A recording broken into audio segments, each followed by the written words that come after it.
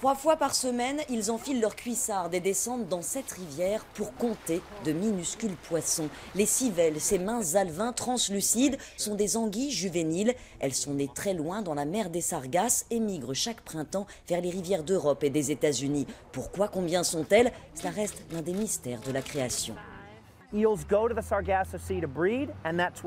Les anguilles retournent dans la mer des Sargasses pour se reproduire là où elles sont nées. Mais nous ne savons pas tout. Nous ne savons pas exactement où ni comment cela se passe.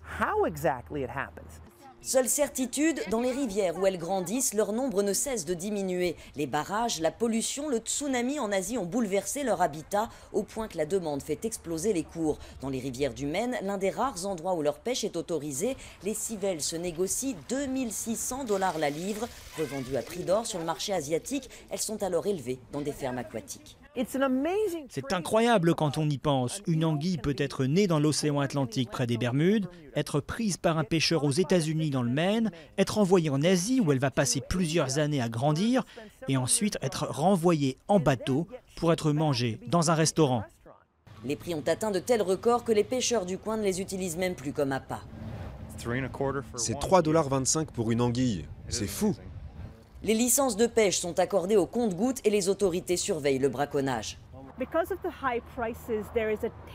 À cause des prix élevés, il y a une tendance à la surpêche, sans qu'on comprenne vraiment le temps que cette espèce prend pour se renouveler. Et j'ai peur qu'on arrive à un point où la surpêche sera telle qu'elle ne pourra effectivement pas se renouveler.